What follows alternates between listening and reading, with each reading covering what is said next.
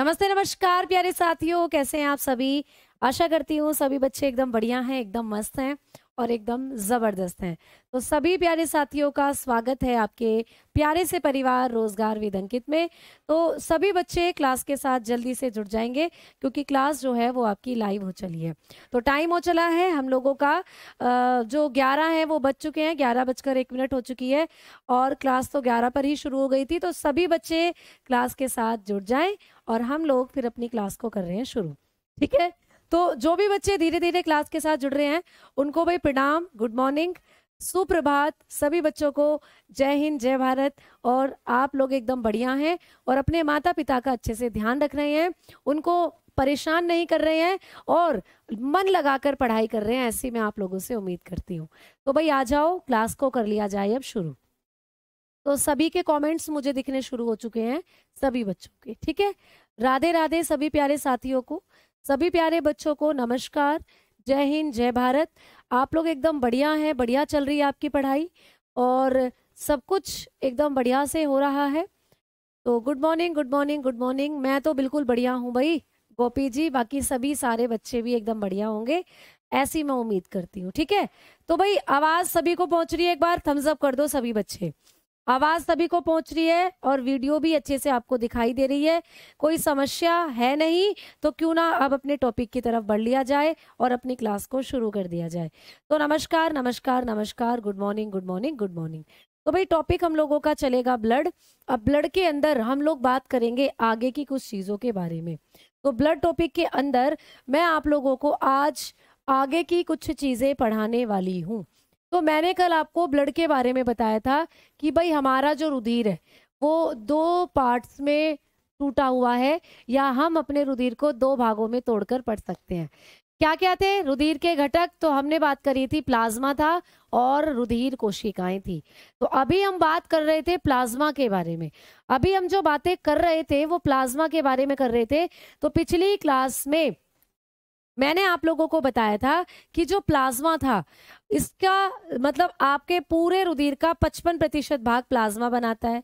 आपके रुधिर का तरल भाग बनाने का काम भी प्लाज्मा करता है और आपके प्लाज्मा में ही सारी जितने भी पोषक पदार्थ हैं खाने में वो, और आपके शरीर में बनने वाले हार्मोन, आप जो भी दवाइयां खाते हो वो सब प्लाज्मा में ही घुलनशील होती हैं। यानी प्लाज्मा के अंदर ही सारी चीजें डिसॉल्व रहती हैं। ठीक है, अब हम आगे बात करेंगे प्लाज्मा के ही बारे में। तो आगे हमारा जो पॉइंट चलेगा वो प्लाज्मा के ही बारे में चलेगा। तो प्लाज्मा के बारे में मैं आपको और क्या क्या पॉइंट्स हैं जो बताने वाली हूँ। तो प्यारे बच्चे, प्लाज्मा के बारे में नेक्स्ट पॉइंट है कि जैसे हमारा जो रुधिर है, अगर हम हमारे रुधिर की बात करते हैं तो वो दो भागों में बटा हुआ है, प्लाज्मा है और रुधिर कोशिकाएं हैं। ठीक है, प्लाज्मा है और ब्लड सेल है। तो प्लाज्मा 55% पार्ट बना रहा था आपके ब्लड का। वैसे ही जो प्लाज्मा है इसमें क्या क्या मिला हुआ होता है, अगर हम प्लाज्मा को देखें तो इसमें क्या क्या मिला हुआ होता है। तो आप लोग बताएंगे कि प्लाज्मा की अगर हम लोग बात करते हैं, इसको मैं थोड़ा सा ना बीच में लिख देती हूँ यहाँ, जिससे आपको चीजें समझ में आ जाए। तो जो प्लाज्मा है, ये जो प्लाज्मा है प्यारे बच्चे, इसकी अगर बात करते हैं तो ये किन किन चीजों से मिलकर बना हुआ होता है, ये भी आपको पूछ सकता है। तो प्लाज्मा के घटक की अगर हम बात करते हैं, अगर हम बात करते हैं कि मैम प्लाज्मा किन किन चीजों से मिलकर बना है, तो भाई प्लाज्मा में है पानी, वाटर। ये आपको पूछता है कि प्लाज्मा में पानी कितना होता है। और दूसरी चीज प्लाज्मा में जो इंपॉर्टेंट है वो है प्रोटीन। तो प्लाज्मा में आप लोगों को कौन कौन सी चीजें देखने को मिलेंगी? एक तो प्लाज्मा में आपको पानी देखने को मिलता है और दूसरा प्रोटीन देखने को मिलती है। ठीक है, आपको पूछे प्लाज्मा में पानी कितना होता है तो आप बताओगे 90 से 92% जो प्लाज्मा है इसमें पानी ही होता है। तो प्लाज्मा में पानी कितना होता है भाई? 90 से 92% प्लाज्मा पानी ही है। भाई प्लाज्मा आपके खून का तरल भाग बना रहा है, तो जो आप पानी पीते हो ना वो कहीं ना कहीं आपके खून में प्लाज्मा का निर्माण करता है। तो पानी आपके शरीर को इसीलिए जरूरी है क्योंकि रुधिर, पानी जो है वो रुधिर के अंदर जो प्लाज्मा है इसको बनाने में महत्वपूर्ण योगदान देता है। तो पानी बहुत सारी जैविक क्रियाएं आपके शरीर में करता है। तो आपका जो खून है, खून में जो प्लाज्मा है उस प्लाज्मा को बनाने में पानी 90 से 92% चाहिए हमें। तो आपके प्लाज्मा में पानी कितना होता है, प्रश्न आता है एग्जाम में, आप बताओगे 90 से 92%। अच्छा, प्रोटीन कितनी होती है, आप बताकर चलोगे 7 से 8% प्लाज्मा के अंदर पाई जाती है प्रोटीन। बाकी 2 से 3% में, बाकी 2 से 3% में अदर कार्बनिक पदार्थ पाए जाते हैं, अदर कार्बोनिक या अदर सब्सटेंस पाए जाते हैं। ठीक है, लिख सकते हो अदर सब्सटेंस। तो आपके जो प्लाज्मा है इसके अंदर कितनी प्रोटीन होती है, आप बताओगे 7 से 8%, और 2 से 3% में दूसरे पदार्थ पाए जाते हैं। दूसरे पदार्थ कितने होते हैं बेटा, 2 से 3% में दूसरे पदार्थ, जैसे ऑक्सीजन वगैरह ये सब। अच्छा, एक पॉइंट और मैं यहाँ नोट करके लिखवा रही हूँ, कभी भी आपको पूछे कि प्लाज्मा में ऑक्सीजन कितनी होती है, तो प्यारे बच्चे पूरे रुधिर की 2% ऑक्सीजन, पूरे रुधिर की 2% ऑक्सीजन प्लाज्मा में होती है। ठीक है, तो लिख लीजिएगा 2% ऑक्सीजन जो होती है वो कहाँ होती है, प्लाज्मा में होती है। ये बात आपको पूछ सकता है पेपर में। ठीक है, प्लाज्मा में होती है। पूरे खून की 2% ऑक्सीजन कहाँ होती है, प्लाज्मा में होती है। ठीक है भाई, समझ में आ गई। तो जो प्लाज्मा होता है, इन प्लाज्मा, तो पूरे ब्लड की जो 2% ऑक्सीजन है वो प्लाज्मा में प्रेजेंट होती है, ये बात भी याद रखोगे। ठीक है। अच्छा, एक विपिन बोल रहे हैं कि मैम आप बहुत डीपली पढ़ा रही हो। प्यारे बच्चे, जो भी आपको एएलपी में क्वेश्चंस बनकर आते हैं उसी के आधार पर मैं आपको पढ़ा रही हूँ। अभी जब मैंने बैच शुरू करा था तो कुछ बच्चों की दिक्कत थी कि मैम बहुत आप डीपली नहीं पढ़ा रही हो, आप ऊपर ऊपर से पढ़ा रही हो। तो प्यारे बच्चे, ना आपको ऊपर ऊपर से पढ़ाया जा रहा है, ना आपको डीपली, एएलपी का जो लेवल है बिल्कुल उसके अकॉर्डिंगली आपको पढ़ाया जा रहा है। ठीक है, चलो अब आ जाओ, अब आगे बात करते हैं। तो अब आप लोगों की ये जो प्लाज्मा होता है इसमें पानी कितना है, 90 से 92, और प्रोटीन कितने हैं, 7 से 8, बाकी दूसरे पदार्थ पूछे तो 2 से 3%। अब पानी के बारे में तो कुछ नहीं पढ़ना, पढ़ना है प्रोटीन के बारे में। तो आइए हेडिंग डालेंगे प्लाज्मा प्रोटीन। आपका जो प्लाज्मा है इसमें कौन कौन सी प्रोटीन पाई जाती है, तो अब बात करेंगे प्लाज्मा प्रोटीन के बारे में। तो जो प्लाज्मा होता है, प्लाज्मा की जो प्रोटीन है वो कौन कौन सी है, तो हमारे प्लाज्मा में मुख्य रूप से 3 प्रोटीन पाई जाती हैं। कितनी, 3 प्रोटीन हमारे प्लाज्मा में मुख्य रूप से पाई जाती है। पहले नंबर पर है एल्ब्यूमिन। ठीक है, पहले नंबर पर है एल्ब्यूमिन, एल्ब्यूमिन पहले नंबर पर है भाई, एल्ब्यूमिन, एल्ब्यूमिन पहले नंबर पर जो प्रोटीन पाई जाती है वो है एल्ब्यूमिन। दूसरे नंबर पर है बेटा ग्लोब्यूलिन, ग्लोब्यूलिन दूसरे नंबर पर है ग्लोब्यूलिन। तो ग्लोब्यूलिन जो होती है ये तीसरे नंबर पर दूसरे नंबर पर पाई जाने वाली प्लाज्मा की प्रोटीन है। और तीसरे नंबर पर पाई जाती है फाइब्रिनोजन, फाइब्रिनोजन पाई जाती है तीसरे नंबर पर। तो तीसरे नंबर पर पाई जाती है फाइब्रिनोजन। ठीक है, फाइब्रिनोजन। तो ये तीनों प्रोटीन कहाँ होती है, तो ये तीनों की तीनों प्रोटीन हमारे ब्लड में होती हैं। अब ब्लड में कहाँ होती है, तो ब्लड के अंदर जो प्लाज्मा है उसमें पाई जाती है। अब इन तीनों के बारे में छोटा छोटा सा आपको पढ़ना है। भाई एल्ब्यूमिन क्या करती है, तो रुधिर का, लिख लीजिएगा, रुधिर का लवण दाब बनाती है। ये रुधिर का लवण दाब बनाती है भाई। तो आपके रुधिर का जो लवण दाब बनाने वाली प्रोटीन है वो कौन सी है, आप बताओगे एल्ब्यूमिन है। तो एल्ब्यूमिन रुधिर का लवण दाब बनाती है। तो लिख लीजिएगा भाई balance osmotic pressure, balance osmotic pressure. Osmotic pressure क्या होता है मैडम, तो पहले लिख लो balance osmotic pressure of blood. तो हमारे ब्लड का ऑस्मोटिक प्रेशर बनाने का काम कौन करती है, एल्ब्यूमिन करती है। अब मैम ऑस्मोटिक प्रेशर क्या होता है, तो मैंने बताया था आपके खून में नमक होता है। आपने एक चीज सुनी थी, क्या आपके टूथपेस्ट में नमक है, तो भाई टूथपेस्ट में नमक हो या ना हो आपके खून में नमक जरूर होता है, तभी आपके खून का जो टेस्ट है वो सॉल्टी होता है, नमकीन। तो हमारे खून में जो हमारा नमक है ना वो हमारे खून का एक दाब बनाता है, उसी को कहते हैं ऑस्मोटिक प्रेशर। तो ये जो एल्ब्यूमिन है ना, ये आपके खून के अंदर नमक के संतुलन को बनाए रखती है। नमक की सही मात्रा बनाए रखने का काम एल्ब्यूमिन का होता है। तो आपको कभी भी पूछे कि कौन सी प्रोटीन है जो नमक संतुलन का काम करती है, एल्ब्यूमिन बताना। या कभी भी पूछे कि कौन सी प्रोटीन है जो रुधिर का लवण दाब बनाती है, तो आप बता दीजिएगा एल्ब्यूमिन। ठीक है। अब इसी एल्ब्यूमिन प्रोटीन को कई बार जब मच्छर तुम्हें काटते हैं, तो मच्छर जब तुम्हारा खून पीते हैं, तो खून के साथ मच्छर इसी प्रोटीन को खींच कर ले जाता है आपके शरीर से। तो मच्छर जो होते हैं प्यारे बच्चों, मच्छर इसी एल्ब्यूमिन को लेते हैं, मच्छर इसी प्रोटीन को लेते हैं। ठीक है, इसी प्रोटीन को मच्छर लेते हैं प्यारे बच्चे। तो इसी प्रोटीन के लिए मच्छर आपका खून पीते हैं, क्योंकि इस प्रोटीन से मच्छर के जो अंडे होते हैं उनको पोषण मिलता है, उनको न्यूट्रिशन मिलता है। तो मस्कीटो ईट दिस, या लिख लीजिए मस्कीटोज शक, मस्कीटोज इसी को शक करते हैं। ठीक है, तो मस्कीटो जो होते हैं वो इसी को क्या करते हैं प्यारे बच्चे, इसी को चूसते हैं आपके खून से, इसी प्रोटीन को लेते हैं जो मच्छर होते हैं। ठीक है, आ जाओ ग्लोब्यूलिन की बात करते हैं। भाई ग्लोबुलिन की बात करें हम लोग, तो मैम ये क्या करती है? तो प्यारे साथियों, आपने कभी सुना है अगर हमारे शरीर में खून कम हो गया तो हमें हमारी रोगों से लड़ने की शक्ति भी कम हो जाती है ना? अगर हमारे शरीर में खून कम हो गया, ग्रुप डी 2022 में बहुत डीप पूछा था। हाँ बेटा, मतलब एएलपी में थोड़ा सा ना आपको क्वेश्चन तो इजी रहेंगे लेकिन उनका लेवल डीप रहेगा। ऐसा नहीं है उन क्वेश्चन को आप कर नहीं पाओगे, बस थोड़ा सा डीपली कॉन्सेप्ट पढ़ना पड़ेगा उनको करने के लिए, चीजों को थोड़ा सा समझना पड़ेगा। तो वही चीजें हैं, डीप यहाँ कुछ नहीं है, सब नॉर्मल चीजें हैं, बस आपको उन चीजों को समझना पड़ेगा तब आप उस क्वेश्चन को कर पाओगे। तो ये होता है, क्वेश्चन नॉर्मल आते हैं लेकिन थोड़ा सा डीप लेवल में बन जाते हैं, ये दिक्कत होती है। तो कोई भी क्वेश्चन छूट ना पाए उस तरीके से आपको मैं कराने की कोशिश कर रही हूँ बेटा।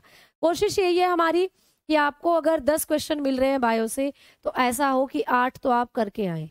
ठीक है, बाकी के जो 2 हैं उनको भी ऐसा आपको परफेक्ट बना दे कि उन 2 को भी आप अपने अकॉर्डिंगली कर कर आ जाए। तो ये हमारी कोशिश है, बाकी और कुछ नहीं बेटा। चलो आओ आगे बात करते हैं। ठीक है, अब देखो, अब आपने कभी सुना है खून हमारे शरीर में कम हो गया तो हम जल्दी जल्दी बीमार होते हैं? क्यों बीमार होते हैं? क्योंकि खून कहीं ना कहीं हमें रोगों से लड़ने की शक्ति देता है। खून हमारी बॉडी को प्रोटेक्ट करता है बैक्टीरिया से, वायरस से। तो खून में ऐसा क्या है जो खून हमारी रक्षा करता है?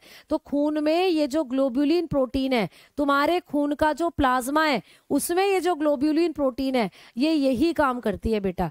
ये आपको बैक्टीरिया, वायरस से बचाने का काम करती है। तो ये किसकी तरह काम करती है?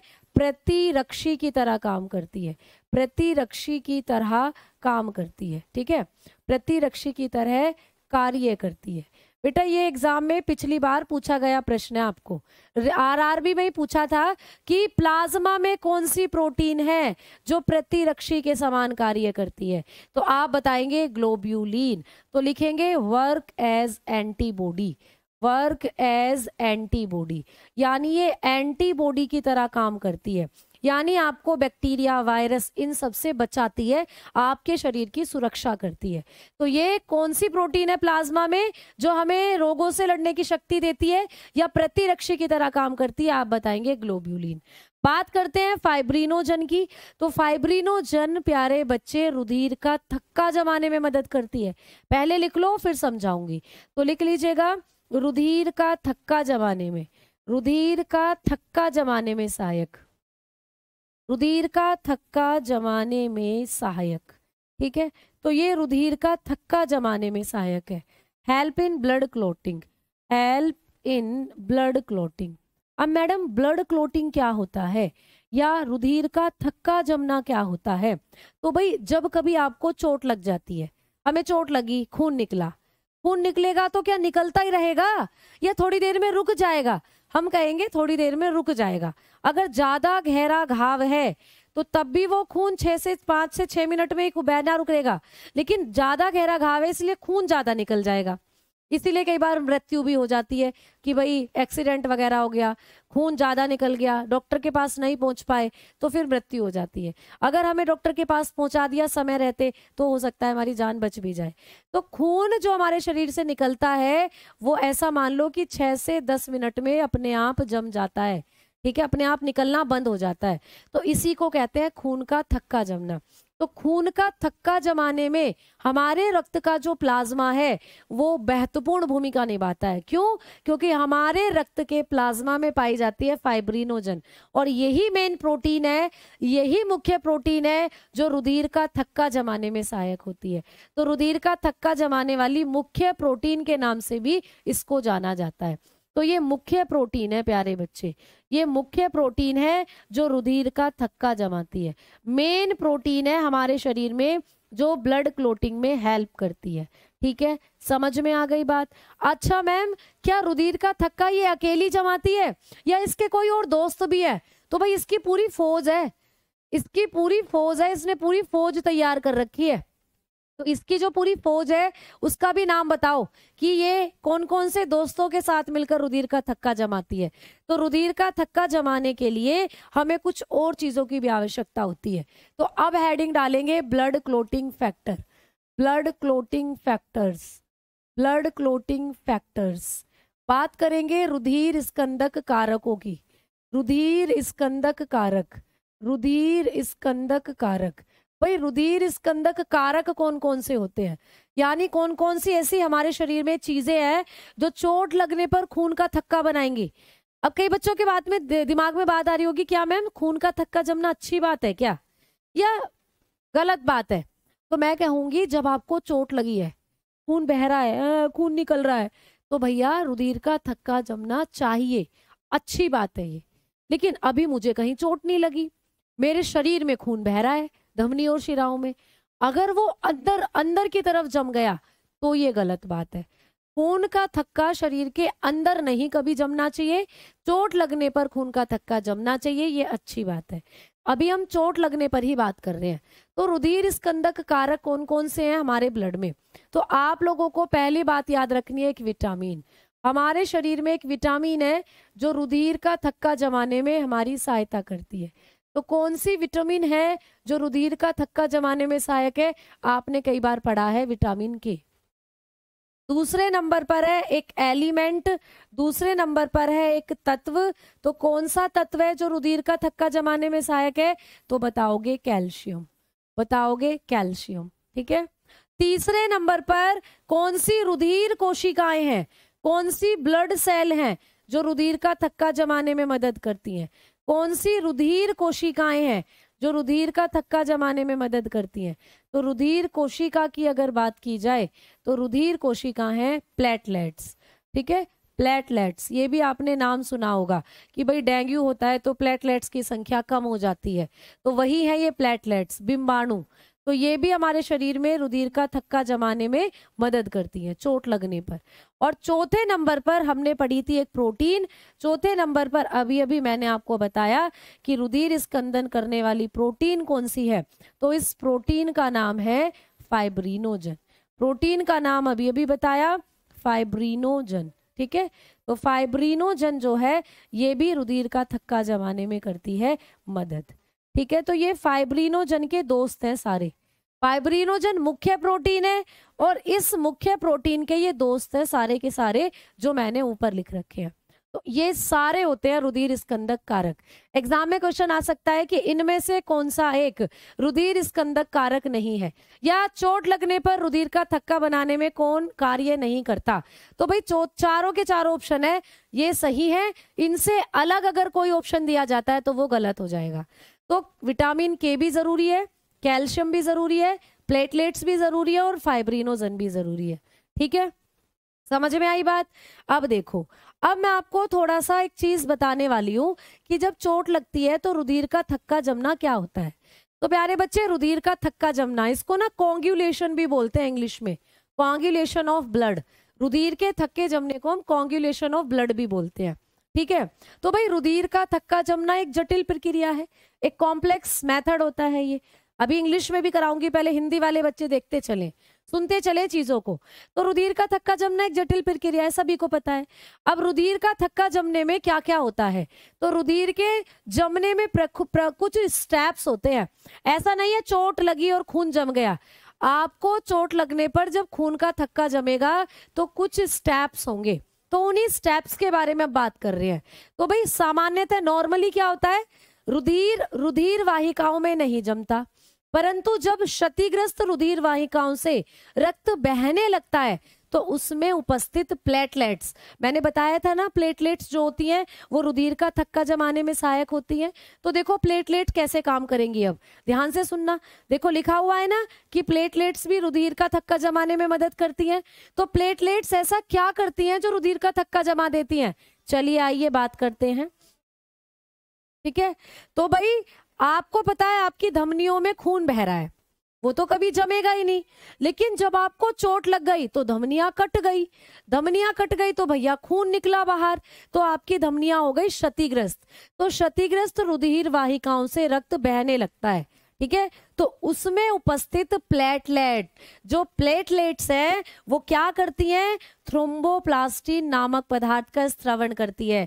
बेटा ये इंपॉर्टेंट पॉइंट है, ये आपको पेपर में पूछा जाता है कि हमारे शरीर में जो प्लेटलेट्स होती है वो कौन से पदार्थ का स्त्रवण करती हैं। तो प्लेटलेट्स जो होती हैं थ्रोम्बोप्लास्टिन नामक पदार्थ का स्त्रवण करती हैं। कौन से पदार्थ का स्त्रवण करेंगी, थ्रोम्बोप्लास्टिन। बेटा प्लेटलेट्स जो होती है ना, इनका नाम ही थ्रोम्बोसाइट होता है, अभी आगे पढ़ाऊंगी। तो अभी हम ब्लड क्लोटिंग के बारे में पढ़ रहे हैं। तो पहले चरण में क्या होता है, जैसे ही आपको चोट लगेगी आपकी रुधिर वाहिकाओं में क्षति हो जाएगी। रुधिर वाहिकाओं से जैसे ही खून निकलेगा तो आपके खून में जो प्लेटलेट्स है वो जागेंगी, हाँ खून निकल गया, खून निकल गया, और एकदम से क्या निकालना शुरू कर देंगी, थ्रोम्बोप्लास्टिन नामक पदार्थ निकालना शुरू कर देंगी। तो हमारी प्लेटलेट्स निकालती है थ्रोम्बोप्लास्टिक नामक पदार्थ। ठीक है, अब इसके बाद क्या होता है भाई, देखो अब इसको एक प्रक्रिया के द्वारा समझो। भाई आपके ऊतक क्षतिग्रस्त हो गए थे, क्षतिग्रस्त ऊतकों के अंदर थी प्लेटलेट, अब प्लेटलेट एक्टिव हुई और उन्होंने निकाला थ्रोम्बोप्लास्टिन। तो बात समझ में आ गई, जैसे ही आपके ऊतक क्षतिग्रस्त होते हैं, जैसे ही आपके अंदर जो आपकी धमनियां हैं, शिराएं हैं, इनमें चोट लगती है तो इनके अंदर जो खून है उस खून में जो प्लेटलेट है वो एकदम से एक्टिव हो जाती हैं और एक पदार्थ निकालती हैं थ्रोम्बोप्लास्टिन। ठीक है, अब क्या होगा, थ्रोम्बोप्लास्टिन एवं कैल्शियम की उपस्थिति में रुधिर में उपस्थित प्रोथ्रोम्बिन, अब हमारे रुधिर में एक पदार्थ होता है प्रोथ्रोम्बिन, हमारे खून में एक और पदार्थ होता है प्रोथ्रोम्बिन। तो हमारे खून में प्रोथ्रोम्बिन पहले से ही है, ठीक है। अब प्लेटलेट्स ने निकाल दिया थ्रोम्बोप्लास्टिन और आपने कैल्शियम भी खाया है तो खून में कैल्शियम भी है। तो प्यारे बच्चे अब तीन चीज हो गई, प्लेटलेट ने थ्रोम्बोप्लास्टिन निकाल दिया, कैल्शियम आपके खून में पहले से ही है और थ्रोम्बिन आपके खून में पहले से ही है। तो हमारे खून में थ्रोम्बोप्लास्टिन और कैल्शियम की उपस्थिति में रुधिर में उपस्थित प्रोथ्रोम्बिन नामक पदार्थ अब थ्रोम्बिन में चेंज हो जाएगा। किस में चेंज हो जाएगा, थ्रोम्बिन में। ये भी इंपॉर्टेंट पॉइंट है, ये भी पूछा जाता है कि रुधिर के थक्का जमने की प्रक्रिया में रुधिर में उपस्थित प्रोथ्रोम्बिन किस में कन्वर्ट हो जाता है, तो भाई प्रोथ्रोम्बिन कन्वर्ट हो जाता है थ्रोम्बिन में। ठीक है, देखो प्रोथ्रोम्बिन आपके खून में पहले से ही था, जैसे ही थ्रोम्बोप्लास्टिन निकला और आपके खून में कैल्शियम है, इन दोनों की उपस्थिति में ये प्रोथ्रोम्बिन थ्रोम्बिन नामक पदार्थ में चेंज हो जाता है। तो ये भी पूछेगा आपको, ये सब आपको प्रश्न है एग्जाम के कि भाई क्षतिग्रस्त ऊतक, जब क्षतिग्रस्त ऊतकों के अंदर जो प्लेटलेट्स होती हैं ये कौन से पदार्थ का स्त्रवण करती हैं, आप बता दोगे थ्रोम्बोप्लास्टिन का। ठीक है, अब थ्रोम्बोप्लास्टिन और कैल्शियम आपके खून में है और आपके खून में प्रोथ्रोम्बिन भी है, तो प्रोथ्रोम्बिन किसकी उपस्थिति में थ्रोम्बिन में चेंज हो जाएगा, किसकी उपस्थिति में, प्रोथ्रोम्बिन थ्रोम्बिन में चेंज हो जाएगा। तो आप कहोगे थ्रोम्बोप्लास्टिन और कैल्शियम की उपस्थिति में ये जो प्रोथ्रोम्बिन है ये थ्रोम्बिन नामक पदार्थ में कन्वर्ट हो जाएगा। तो सेकंड स्टेप ये हुआ। पहला स्टेप ये था, दूसरा स्टेप ये हो गया। ठीक है, अब तीसरा स्टेप क्या है भाई, आ जाओ। तो तीसरा स्टेप है ये जो थ्रोम्बिन बना था, देखो थ्रोम्बिन बन गया ना। अब यही थ्रोम्बिन प्लाज्मा में उपस्थित फाइब्रिनोजन को उत्प्रेरित करेगा। बताया था ना, प्लाज्मा में एक प्रोटीन होती है फाइब्रिनोजन। अब ये थ्रोम्बिन बन गया, इस थ्रोम्बिन ने जगाया जाकर किसको, फाइब्रिनोजन को। प्लाज्मा में जो फाइब्रिनोजन आराम से सो रही थी, इस थ्रोम्बिन ने उसको जाकर जगाया। ठीक है, और जैसे ही फाइब्रिनोजन एक्टिव हुई तो उसको फाइब्रिन नामक पदार्थ में अघुलनशील तंतुओं में बदल देता है। यानी कि ये फाइब्रिनोजन कन्वर्ट हो जाती है फाइब्रिन में, और फाइब्रिन है धागे जैसी संरचना, जो कि एक धागे नुमा संरचना है, आपके घाव के ऊपर एक जाला सा बना देगी और घाव से खून निकलना बंद। तो ये हो गया थर्ड स्टेप। तो भाई फाइब्रिनोजन थ्रोम्बिन की उपस्थिति में फाइब्रिन में चेंज हो जाती है, और यही फाइब्रिन घाव को ढक देता है। घाव को ढकना, यही घाव को ढक देता है। ठीक है, आपके घाव को कवर कर लेता है। कवर वुंड, जो आपका वुंड है, घाव है, उसको कवर कर देता है ये, और घाव से खून निकलना फिर बंद हो जाता है। तो ये प्रक्रिया होती है प्यारे बच्चे, देखो ये रहा। तो फाइब्रिन के तंतु एक जाल बना लेते हैं, है ना, जिसमें रुधिर कणिकाएं फंस जाती हैं। रुधिर कणिकाएं कौन कौन सी हैं भाई, आपकी आरबीसी, डब्ल्यूबीसी, ये सब। तो ये फंस जाती हैं इन जाल में, और जाल में जैसे ही ये फंसेंगी तो रुधिर का थक्का जम जाता है। तो फाइब्रिन आरबीसी के साथ मिलकर क्या कर लेगा, रुधिर का थक्का बना देगा, ब्लड क्लोटिंग कर देगा। तो अब हो गई ब्लड क्लोटिंग, और खून जो है वो बहना रुक जाता है। तो ये हो गया चौथा स्टेप, ये हो गया चौथा स्टेप। अब मुझे बताओ, किसी को कोई दिक्कत, किसी को कोई दिक्कत? बेटा ये पीडीएफ से इसलिए कराई ये चीजें, क्योंकि अगर मैं इन छोटे छोटे फैक्ट्स को लिखती ना तो बहुत देर लग जाती। तो आपको मैंने पहले बताया था, जहां जरूरत पड़ेगी वहां छोटे छोटे फैक्ट पीडीएफ से भी कराऊंगी। तो अब पीडीएफ से ना चीजें आपको देखो अच्छे से समझ में आ रही है। यहाँ पर ऐसा नहीं है कि पीडीएफ से समझ नहीं आ रही, ये वाला फैक्ट पीडीएफ से अच्छा समझ में आ रहा है आपको, क्योंकि मैंने आपको लैंग्वेज भी साथ के साथ लिखी हुई है। अगर इतनी लंबी लैंग्वेज में अपने हाथ से लिखती ना तो काफी टाइम यहाँ पे आपका गेन हो जाता। एक बार फिर से सुनो भाई, रुधिर का थक्का जब हम जमाते हैं, या हमारे शरीर में रुधिर का जब थक्का बनता है, तो कुछ चरण होते हैं, इसके कुछ स्टेप्स होते हैं। जैसे पहले स्टेप में हमने क्या बात करी कि हमारे शरीर के अंदर जो हमारी प्लेटलेट्स होती हैं वो एक्टिव होती हैं। जैसे ही हमारे अंदर कोई घाव होगा, हमें चोट लगेगी, तो हमारी प्लेटलेट्स एक्टिव हो जाएंगी और प्रोथ्रोम्बिन, ये थ्रोम्बोप्लास्टिन नाम का एक पदार्थ निकालेंगी। ठीक है, अब ये थ्रोम्बोप्लास्टिन पदार्थ जो होता है, ये क्या करेगा प्यारे बच्चे, ये हमारे ब्लड में उपस्थित प्रोथ्रोम्बिन के साथ मिलकर और कैल्शियम के साथ मिलकर थ्रोम्बिन में चेंज हो जाएगा। किसमें चेंज हो जाएगा, थ्रोम्बिन में। तो सेकंड स्टेप में प्रोथ्रोम्बिन जो हमारे खून में था वो थ्रोम्बोप्लास्टिन और कैल्शियम की उपस्थिति में थ्रोम्बिन में चेंज हो गया।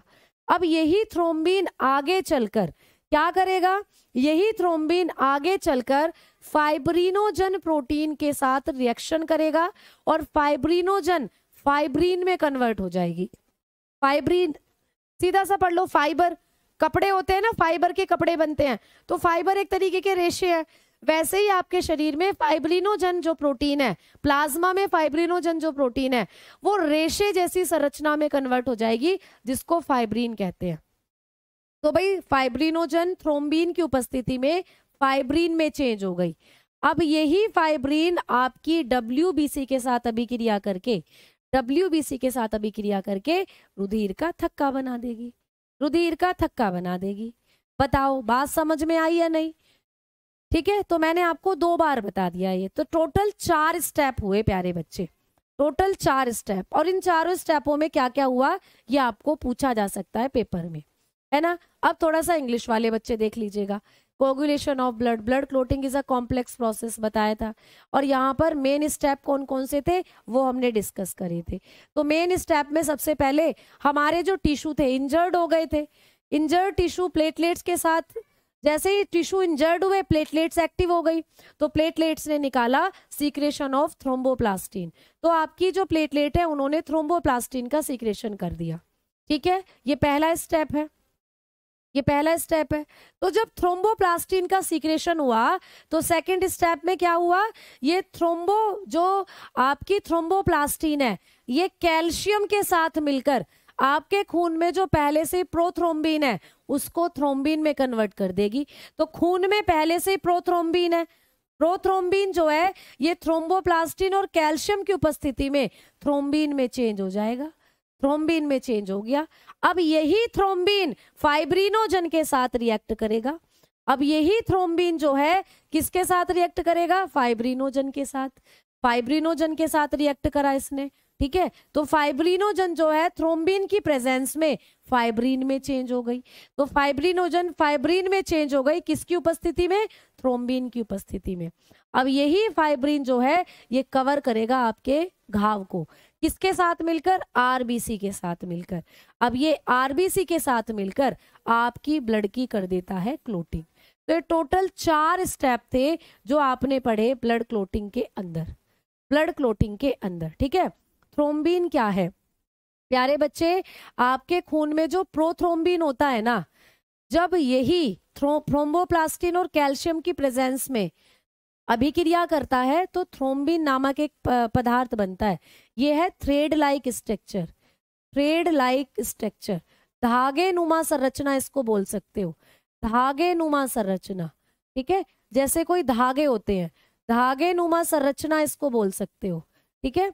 अब ये धागे नुमा संरचना आपके घाव पर जाकर धागा सा जाल सा बुन देती है और इसी जाल में जाकर आपकी आरबीसी डब्ल्यूबीसी फंस जाती है, जिससे कि आपका पूरा घाव ढक जाता है और उससे खून बाहर निकलना बंद हो जाता है।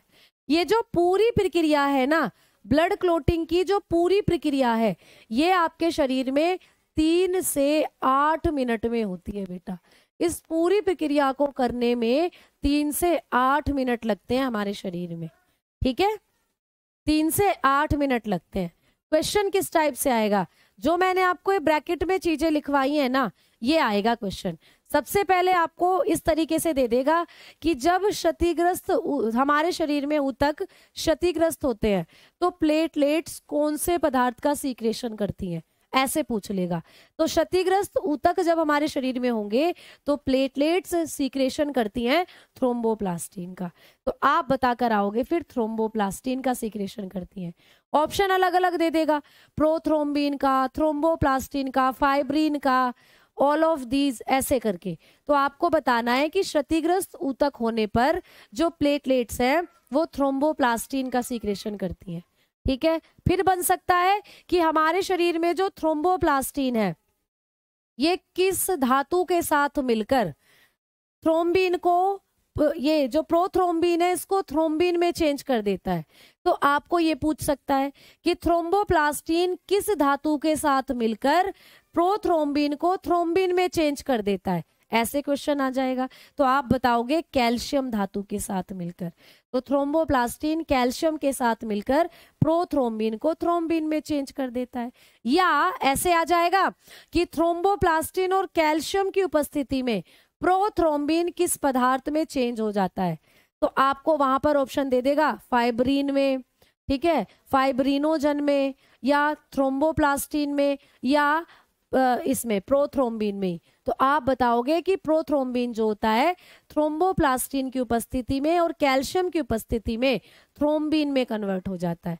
ऐसे ऐसे करके आपको क्वेश्चन आते हैं, ऐसे ऐसे पूछा जाएगा, ठीक है बेटा। प्रोथ्रोम्बिन भी आपके ब्लड में ही रहती है, प्लाज्मा के अंदर ही।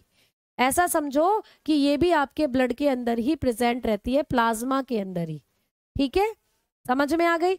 तो इस तरीके से होता है ब्लड क्लोटिंग। अब देखो अब हम आगे बढ़ रहे हैं। अब मुझे बताओ आपको ये क्लियर हुआ या नहीं हुआ जल्दी से बताओ सारे बच्चे, ये चीजें क्लियर हुई या नहीं हुई। एक बार मैं फिर से समझा रही हूँ, बड़े अच्छे से समझना। देखो प्रोसीजर यहाँ से शुरू होता है। आपको लग गई चोट, आपके जो टिश्यू है अंदर के वो क्षतिग्रस्त हो गए। जैसे ही आपको चोट लगी आपके ब्लड में जो प्लेटलेट्स हैं वो एक्टिव हो गई भाई। आपके ब्लड में जो प्लेटलेट्स हैं वो क्या हो गई, एक्टिव हो गई। अरे ये कीड़ा सा कहाँ से आ गया। जैसे ही आपको चोट लगी तो आपके ब्लड में जो प्लेटलेट्स थी वो जागी, और प्लेटलेट्स ने क्या करा, जाग कर एक पदार्थ निकाला, थ्रोम्बोप्लास्टिन। क्या निकाला, थ्रोम्बोप्लास्टिन। तो इतना सा प्रोसीजर, जैसे भाई हमें चोट लगती है, हम जब खून देखते हैं तो हम भागते हैं, और ये कोई कपड़ा लाओ, कपड़े से घाव को दबाओ, वैसे ही सबसे पहले अंदर आपकी बॉडी में जब आपको कभी भी चोट लगी है, खून बाहर निकल रहा है, तो आपका शरीर सबसे पहले एक्टिव होता है, और शरीर के अंदर जो खून है और खून में जो प्लेटलेट है वो एक्टिव होंगी, और प्लेटलेट जड़ से निकालेंगे थ्रोम्बोप्लास्टिन। अब ये थ्रोम्बोप्लास्टिन जो है आपके शरीर के अंदर, आपके खून में जो कैल्शियम है उसके साथ मिलकर आपके खून में उपस्थित एक और प्रोटीन जिसका नाम है प्रोथ्रोम्बिन, उसको थ्रोम्बिन में चेंज कर देगा ले जाकर। तो प्लेटलेट्स जागी, प्लेटलेट्स ने निकाला थ्रोम्बोप्लास्टिन, थ्रोम्बोप्लास्टिन आगे पहुंचा, थ्रोम्बोप्लास्टिन ने क्या करा, प्रोथ्रोम्बिन को थ्रोम्बिन में चेंज कर दिया।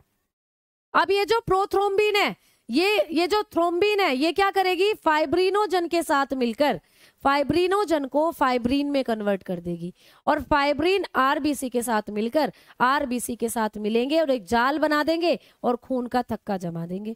तो कुल मिलाकर 4 वो है प्यारे बच्चे स्टेप, ठीक है ना। चलो, तो ये 4 स्टेप आप एक बार क्लास के बाद बड़े अच्छे से आप जब पढ़ोगे तो आपको बिल्कुल अच्छे से याद हो जाएंगी चीजें। अभी क्योंकि पहली बार नाम पढ़ रहे हो ना, थ्रोम्बिन, थ्रोम्बोप्लास्टिन, फाइब्रिन, फाइब्रिनोजन, तो थोड़ी ऊटपटांग सी चीजें लग रही हैं। मेरे कहने पर आज एक काम करना, एक पेपर लेना, इस पीडीएफ को खोलना, और इस पीडीएफ पे जितने 4 स्टेप है उनको एक पेपर पे लिखना कम से कम 5 बार, और 5 बार जैसे तुम लिखोगे ना दिमाग लगाकर, वैसे तुम्हें स्टेप याद हो जाएंगे अपने आप। फिर तुम बिना देखे जैसे जैसे पेपर में क्वेश्चन आएगा उसको वैसे वैसे कर कर आ जाओगे। तो इन प्रोसीजर को 5 बार एक पेपर पे लिख लेना, आपको अपने आप ये प्रोसीजर याद हो जाएंगे, साथ ही साथ दिमाग में नाम भी रिकॉल हो जाएंगे। ठीक है, अब आ जाओ, अब बात कर रहे हैं। एक बच्चा बोल रहा है कि मैम हेपेरिन क्या होता है। 12 घंटे दे सकते हैं क्या आप सब, नौकरी लग सकते हैं। हम 12 घंटे दे सकते हैं क्या आप सब, नौकरी लगा सकते हैं। हाँ बेटा बिल्कुल। बाकी आप क्या कहना चाह रहे हो बेटा, देखो टाइम देखकर मत पढ़ा करो, कितना कॉन्सेप्ट समझ में आया, आज कितने चैप्टर कवर कर लिए वो देखकर पढ़ा करो, ठीक है। चलो अब आओ, अब आगे बात करते हैं हम लोग। अब मैं आपको बताने वाली हूँ कुछ और चीजें। भाई ये तो बात हुई कि जब हमें चोट लगती है तो चोट लगने पर खून का थक्का कैसे बनता है। अब कई बार आपके शरीर के अंदर भी थक्का बन जाता है, या कई बार भाई ये तो नॉर्मली होता है कि खून का थक्का शरीर के अंदर बन गया, लेकिन नॉर्मली खून का थक्का कभी भी शरीर में नहीं बनता। जैसे मैं क्लास ले रही हूँ, अभी मेरी रगों में खून दौड़ रहा है, तो खून दौड़ रहा है तो क्या मेरे अंदर खून का थक्का बन गया क्या, नहीं बना। वैसे तुम क्लास ले रहे हो, तुम्हारी रगों में खून दौड़ रहा है, तो क्या तुम्हारे अंदर खून का थक्का बन गया क्या, नहीं बना। तो भाई खून का थक्का क्यों नहीं बनता शरीर के अंदर, ऐसा माना जाता है कि जब भी हमारा खून ऑक्सीजन की उपस्थिति में आएगा तो वो जम जाएगा। जैसे मैंने किसी को खून दिया है ना, अब मेरा खून किसी बोतल में कलेक्ट कर लिया, अब वो किसी को चढ़ाया नहीं गया खून, तो वो खून बोतल में जम जाएगा थोड़ी देर में, क्योंकि ऑक्सीजन है बाहर, ऑक्सीजन के साथ कलेक्ट करा, रिएक्ट करा, तो वो खून जम गया बाहर, शरीर से बाहर निकलने के बाद, है ना। तो मैम हमारे तो बॉडी के अंदर भी ऑक्सीजन है, तो हमारी बॉडी के अंदर ऑक्सीजन है तो वहां पर खून क्यों नहीं जम रहा। तो आइए बात करते हैं कुछ एक फैक्टर की। एक और हेडिंग लिखेंगे हम, हेपेरिन, हेपेरिन। एक और हेडिंग लिखेंगे हेपेरिन, ठीक है। हेपेरिन क्या होता है मैडम, तो प्यारे बच्चे हेपेरिन के बारे में करते हैं थोड़ी सी बात। ये जो हेपेरिन है ना, ये है एक तरीके का कार्बोहाइड्रेट। क्या है हेपेरिन, ये प्यारे बच्चे एक तरीके का कार्बोहाइड्रेट है। क्या है, कार्बोहाइड्रेट। तो ये एक तरीके का कार्बोहाइड्रेट है बेटा, तो ये एक तरीके का कार्बोहाइड्रेट है, ठीक है। चलो मैडम जी, कभी भी हमसे पूछे कि ये हेपेरिन क्या है, तो आप बताओगे कार्बोहाइड्रेट है। अब मैम इसको कौन बनाता है, तो इसको लीवर बनाता है। इसको हमारे शरीर में कौन बनाता है, लीवर बनाता है, ठीक है। इसको हमारे शरीर में लीवर बनाता है, मेड अप बाय लीवर, ये हमारे लीवर के द्वारा बनाई जाती है। और मैंने ये जो भी आपको प्रोटीन पढ़ाई थी ना, फाइब्रिनोजन और प्रोथ्रैम्बिन, ये सब ये भी आपका लीवर ही बनाता है बेटा। तो प्लाज्मा में जितनी भी प्रोटीन घुली हुई हैं प्लाज्मा में जितनी भी प्रोटीन घुली हुई है, प्रोथ्रोम्बिन, फाइब्रिनोजन, ये सब आपका लीवर ही बनाता है। तो ये भी आपका लीवर ही बनाएगा बेटा। मैं यहाँ पर आपको लिख देती हूँ, ये जो प्रोथ्रोम्बिन है ना, ये भी आपका लीवर बनाता है। इसको भी कौन बनाता है बेटा? लीवर बनाता है। तो ये भी किसके द्वारा बनती है? लीवर के द्वारा, मेड अप बाय लीवर। तो ये हमारा लीवर बनाता है। सारी जितने भी प्रोटीन आपके प्लाज्मा में है, बेसिकली ये लीवर ही बनाता है। तो इन शॉर्ट मैं आपको एक टर्म याद करा रही हूँ कि कभी भी पूछे प्लाज्मा में जो प्रोटीन है वो कौन बना रहा है, तो आपका लीवर बना रहा है। ठीक है, चलो, ये सब लीवर बनाता है बेटा। तो ये जो मैं अभी आपको लिखवा रही थी कि आप लोगों का जो हेपेरिन है, इसको भी कौन बनाता है बेटा? इसको भी हमारा यकृत यानी लीवर बनाता है।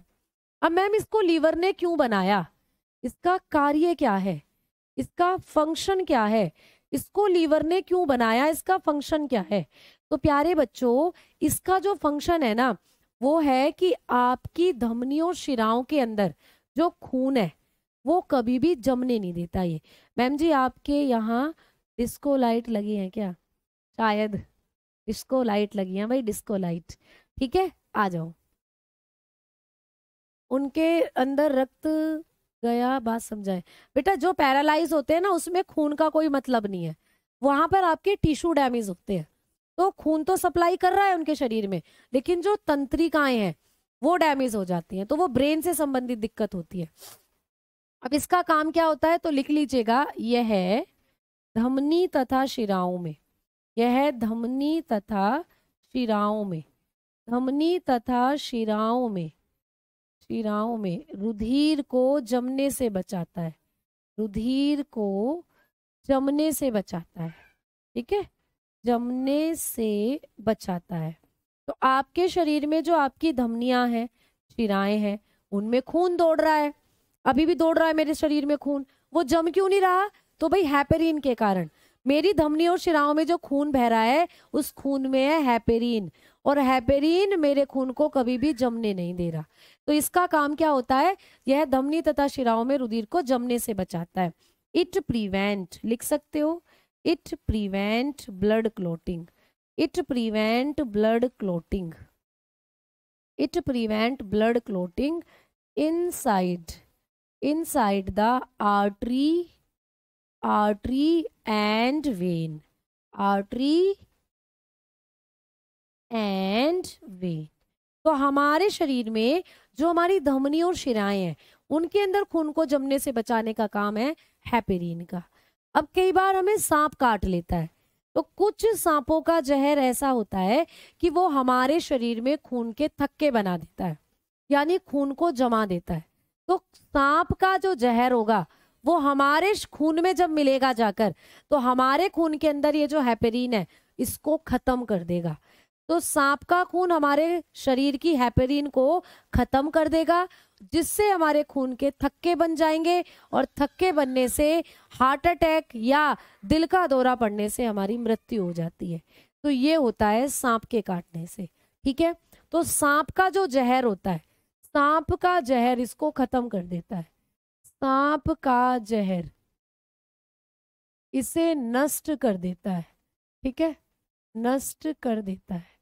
तो सांप का जो जहर है वो हेपेरिन को हमारे खून से नष्ट कर देगा, जिससे कि खून अंदर ही जम जाएगा, जगह जगह शरीर में ब्लड की क्लोटिंग हो जाएगी, और दिल का दौरा पड़ने से मृत्यु हो जाती है। तो लिख सकते हो, स्नेक पॉइजन डिस्ट्रॉयड इट। तो सांप का जहर इसको डिस्ट्रॉय कर देता है, खत्म कर देता है। समझ में आ गई कहानी? समझ में आ गई है ना? ठीक है भाई। हमारे नाखून क्यों जमते हैं भैया? नाखून कहाँ जमते हैं? नाखून तो मैंने कभी जमता नहीं देखा। कई बार चोट लग जाती है तो वहां की धमनियां शिराएं नष्ट हो जाती हैं, वो नीली पड़ जाती है, तो उस वजह से वहां पर आपको हल्का हल्का नीलापन सा दिखाई दे जाता है। ये होता है, ठीक है, नाखूनों के जमने का कारण। तो ये चीजें समझ में आ गई अब आप लोगों को। अब चलते हैं भाई आगे की तरफ। तो रक्त के प्लाज्मा में हमें इतनी चीजें थी जो पढ़नी थी। तो ये तुम्हारा रक्त का प्लाज्मा है जो तुम्हें पीला पीला दिख रहा है। तो ये है तुम्हारा प्लाज्मा बेटा, ये है हमारे रक्त का प्लाज्मा जो हल्का हल्का पीले रंग का होता है। हल्का हल्का कैसा होता है? पीले रंग का होता है, पीला येलो रंग, येलो कलर होता है हमारे रक्त के प्लाज्मा का। तो हमारे जो रक्त का प्लाज्मा है ये हल्का हल्का पीले रंग का होता है। चलो तो भाई मैडम जी आपने हमें पूरा का पूरा प्लाज्मा करा दिया। प्लाज्मा से जो जो क्वेश्चन बनेंगे अब हम नहीं छोड़कर आने वाले, अब हमें आगे की तरफ लेकर जाओ। तो भाई हेडिंग डालो रुधिर कोशिकाएं। अगली हेडिंग डालेंगे रुधिर कोशिकाएं, जिनको बोलते हैं ब्लड सेल, ब्लड सेल्स, या इन्हीं का एक और नाम है, कल की क्लास में बताया था, ब्लड कार्पेसल्स, रुधिर कणिकाएं भी इन्हीं को बोलते हैं। तो भाई प्लाज्मा यानी रुधिर का तरल भाग हमने पूरा पढ़ लिया। आ जाओ रुधिर के सॉलिड भाग पर।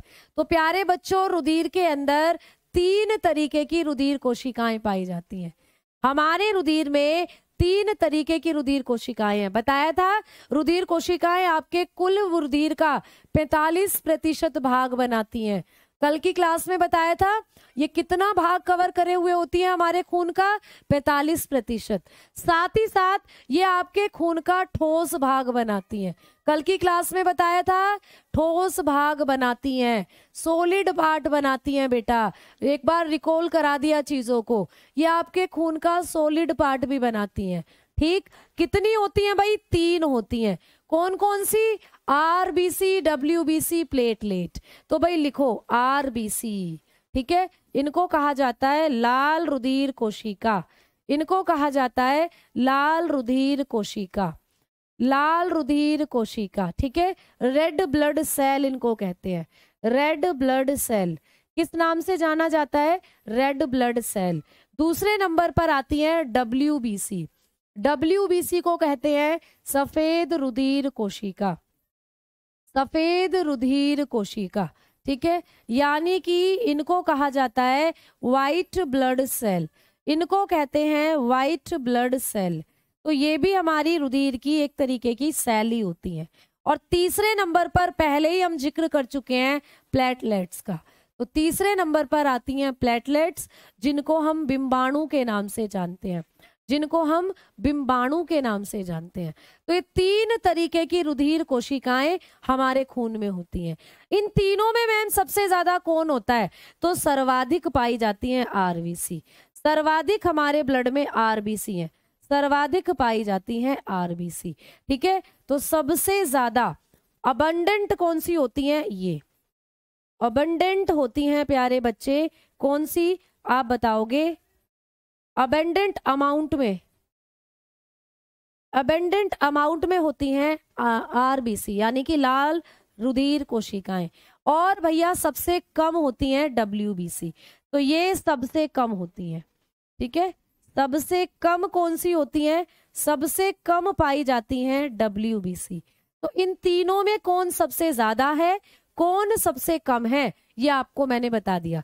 सबसे ज्यादा पाई जाती है आरबीसी, सबसे कम पाई जाती हैं डब्ल्यूबीसी, लेस इन अमाउंट, ये सबसे कम होती हैं अमाउंट में, सबसे कम होती हैं डब्ल्यूबीसी, सबसे ज्यादा होती हैं आरबीसी, और प्लेटलेट बीच में है, ना कम ना ज्यादा। आए आगे बात करते हैं कि मैडम जी ये जो आरबीसी है लगभग इन तीनों का हमें अनुपात बताओ, इन तीनों का रेशियो बताओ कि आरबीसी, डब्ल्यूबीसी, प्लेटलेट लगभग किस रेशियो में होती हैं। तो प्यारे बच्चे इन तीनों के रेशियो की बात करते हैं तो आपको एक रेशियो मैं यहाँ पीछे लिखवा देती हूँ, जगह कम है। तो अगर आप लोग इन तीनों के अनुपात की बात करते हैं, अगर इन तीनों के अनुपात की बात करें, अगर इन तीनों के रेशियो की बात करते हैं, आरबीसी, डब्ल्यूबीसी और प्लेटलेट्स, इन तीनों के अनुपात की अगर हम लोग बात करते हैं तो बेटा इन तीनों का अनुपात होता है 600 आरबीसी पर 1 डब्ल्यूबीसी होगी और 40 प्लेटलेट्स होंगी, ये होता है इनका अनुपात। अगर हमारे खून में 600 आरबीसी हैं तो 600 आरबीसी पर 1 डब्ल्यूबीसी मिलेगी और 40 प्लेटलेट्स मिलेंगी। तो सबसे ज्यादा कौन होती है हमारे खून में? आरबीसी, और सबसे कम कौन होती है? डब्ल्यूबीसी। बात समझ में आई? ठीक है, बात समझ में आ गई तीनों के बारे में? अमित जी, प्यारे बच्चे, केमिस्ट्री तो आपका शायद हो चुका है ना। चलो आगे किसी नए बैच में देखते हैं। वैसे मैं करूं मतलब मैं ये दुआ करती हूँ कि आप लोगों को आगे कोई बैच खरीदने की आवश्यकता ही ना पड़े। एएलपी आपका टारगेट है, एएलपी में आप सेलेक्टेड हो जाए और आगे कोई बैच खरीदने की आपको जरूरत ही ना पड़े, दोबारा मुझसे कभी पढ़ना ही ना पड़े, मैं ये दुआ करती हूँ। ठीक है, कि सिलेक्शन आपका यहीं हो जाए। चलो, तो ये होता है भाई इन तीनों का रेशियो। तो ये भी पूछा जा सकता है। अब मैडम तीनों का रेशियो हमने पढ़ लिया, अब एक एक करके इनकी खास खास बातें हमें बताओ। तो आ जाओ, सबसे पहले हेडिंग डाल लो आरबीसी। सबसे पहले हेडिंग डालो आरबीसी। आरबीसी प्यारे बच्चे, मैंने आपको अभी भी बताया कि आरबीसी का नाम है रेड ब्लड सेल, लाल रुधिर कोशिकाएं इनको कहते हैं। लेकिन मैम ये तो सबको पता है ये लाल रुधिर कोशिकाएं हैं, पेपर में जो प्रश्न आएगा वो बताओ। तो पेपर में इनका आपको वैज्ञानिक या इनका केमिकल नेम पूछा जाएगा। तो भाई आपको कभी भी पूछे कि आरबीसी का केमिकल नेम क्या है, आरबीसी का केमिकल नेम क्या है, इनका रासायनिक नाम क्या होता है, तो इनके रासायनिक नाम की बात करें, या तो रासायनिक नाम करके आ जाए या भैया वैज्ञानिक नाम करके आ जाए।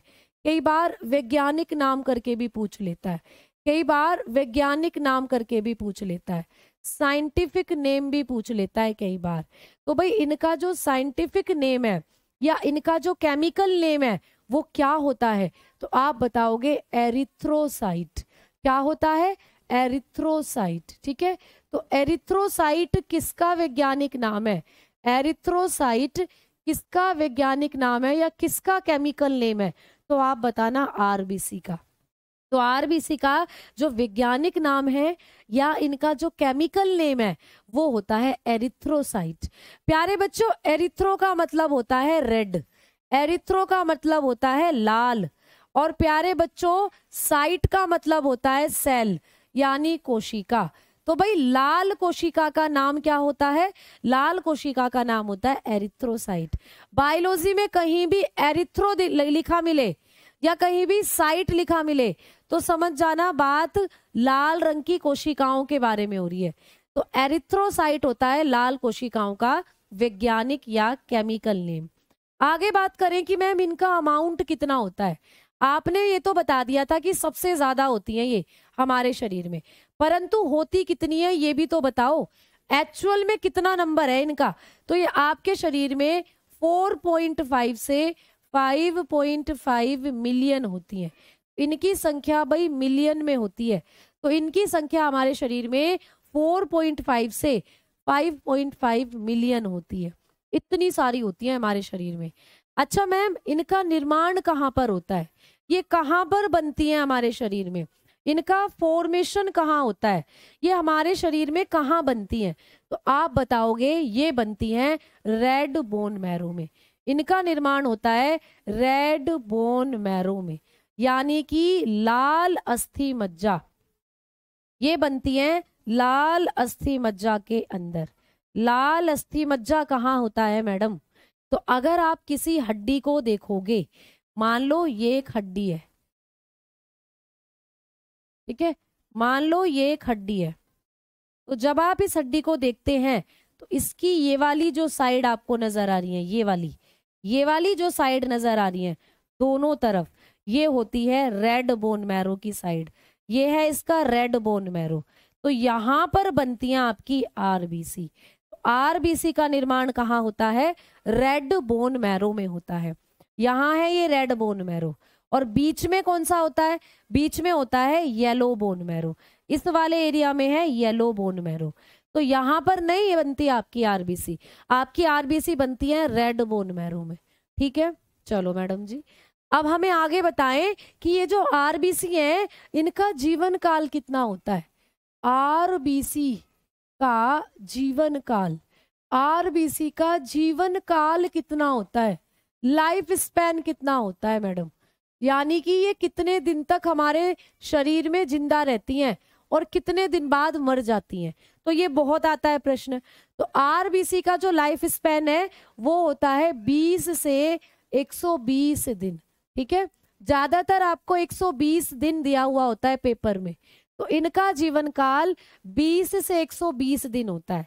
यानी ये मैक्सिमम 120 दिन तक जिंदा रह सकती हैं आपके शरीर में, उसके बाद मर जाती हैं। तो पुरानी आरबीसी मरती रहती हैं, नई आरबीसी बनती रहती हैं। तो ये होता है हमारे शरीर के अंदर। इसीलिए बोला जाता है कि हमें हर 3 महीने में हम अपना ब्लड जो है वो डोनेट कर सकते हैं, क्योंकि जो पुराना ब्लड हमारे शरीर से गया है वो नई आरबीसी बन जाती है, फिर वो उसकी आपूर्ति हो जाती है। लेकिन हर 3 महीने में नहीं, हमें हर 6 महीने में ब्लड डोनेट करना चाहिए। ठीक है, क्योंकि सबके शरीर में ब्लड बनने की प्रक्रिया अलग अलग होती है। तो हर 6 महीने में हमें ब्लड डोनेट करना चाहिए अगर हम कर सकते हैं तो। ठीक है, तो प्यारे बच्चों, आरबीसी का जीवन काल कितना होता है? 120 दिन। अच्छा मैम, इनका जीवन काल 120 दिन है, तो फिर ये मरती हैं आपने बोला, यानी इतने दिन तक जिंदा रहती हैं, फिर ये मर जाती हैं? तो मैं कहूंगी हाँ जी, फिर ये मर जाती हैं। तो इनकी मृत्यु कहाँ पर होती है ये बताओ, इनकी मृत्यु कहाँ पर होती है, इनकी डेथ कहाँ पर होती है, फिर ये कहाँ मरती हैं? तो आप बताओगे ये मरती हैं प्लीहा में। कहाँ मरती हैं? प्लीहा। प्लीहा को ही हम तिल्ली के नाम से भी जानते हैं, प्लीहा को ही हम तिल्ली भी कहते हैं, यानी कि स्प्लीन। ठीक है, ये कहाँ मरती हैं? जाकर स्प्लीन में मरती हैं प्यारे बच्चे। स्प्लीन को ही हम हिंदी में प्लीहा कहते हैं या तिल्ली कहते हैं। अच्छा मैम, ये स्प्लीन क्या है? तो जैसे आपके शरीर में आपका लीवर है, आपकी किडनी है, वैसे ही आपका एक अंग होता है स्प्लीन। आपका लीवर तो राइट साइड है, लीवर किधर है? Right side. समझ में आई बात? ये प्रश्न आता है कि हमारा लीवर हमारे शरीर में कहाँ होता है? राइट साइड है, दाहिनी तरफ। लेकिन स्प्लीन जो है ये होता है लेफ्ट साइड। स्प्लीन किधर है? Left side. तो आपके शरीर के अंदर जो प्लीहा है, इसी में जाकर मरती है हमारी आरबीसी। अब इस प्लीहा के बारे में 1-2 पॉइंट और आते हैं पेपर में। ये जो प्लीहा है इसको क्या कहते हैं? इसको कहते हैं आरबीसी का कब्रिस्तान। इसको कहा जाता है आरबीसी का कब्रिस्तान। इसको कहते हैं ग्रेवयार्ड, ग्रेवयार्ड ऑफ आरबीसी। इसको कहा जाता है ग्रेवयार्ड ऑफ आरबीसी। आरबीसी का कब्रिस्तान कहते हैं इसको। ये पेपर में आ सकता है प्रश्न। ठीक है, क्योंकि आपकी आरबीसी यहीं पर दफन होती है जाकर, और जैसे कब्रिस्तान में मुर्दों को दफन करते हैं वैसे ही आपकी आरबीसी यहीं दफन होती है, इसीलिए इसको आरबीसी का कब्रिस्तान कहते हैं। इसके बारे में दूसरा पॉइंट क्या है? तो प्यारे बच्चे, इसको हमारे शरीर का रुधिर बैंक भी कहते हैं।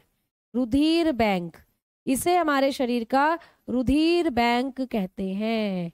ठीक है, इसको बोला जाता है blood bank of the body.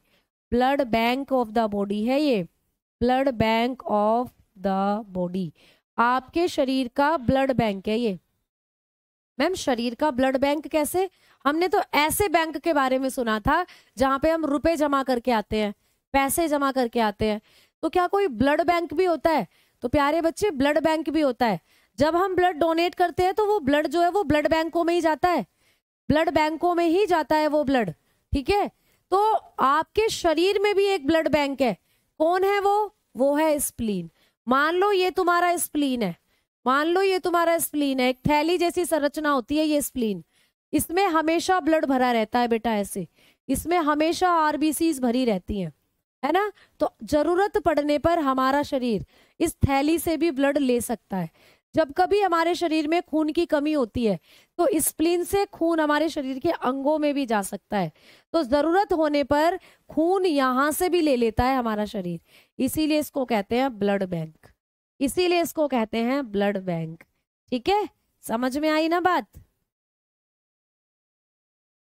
पूरी तरह डॉक्टर बना दूंगी स्प्लीन दिखा दूंगी अभी। ठीक है, हाँ, आरबीसी का कब्रिस्तान इसी को कहते हैं, स्प्लीन को। अच्छा, जब बात ब्लड बैंक की आई है तो 2-4 पॉइंट ब्लड बैंक के बारे में लिख लो, फिर कल की क्लास में आगे से पढ़ेंगे। तो भाई ब्लड बैंक के बारे में 2-4 पॉइंट पढ़ लो। ब्लड बैंक में जब हम लोग ब्लड को रखते हैं, रुधिर बैंक जो होता है, रुधिर बैंक, जब हम यहाँ पर खून जमा करते हैं तो ब्लड बैंक में कितने टेम्परेचर पर खून को रखा जाता है, ये पूछ लिया जाता है। तो टेम्परेचर होता है 4 डिग्री सेल्सियस। तो 4 डिग्री सेल्सियस पर रखते हैं हम खून को, ठीक है। और कितने दिनों के लिए रखते हैं, कितने डेज के लिए रखेंगे, कितने दिन के लिए रखेंगे, तो 30 से 40 दिन तक रखा जाता है केवल। 30 से 40 दिन के बाद वो खून खराब हो जाएगा और उसको फिर फेंक दिया जाएगा। तो इतने दिनों के अंदर वो खून हम किसी को चढ़ा देंगे जिसको भी जरूरत होगी, ठीक है। समझ में आ गई बात। अब आपको एक और चीज पूछी जाती है कि ब्लड बैंकों में, अब टाइम हो चला है, इस पॉइंट को कल बताऊंगी।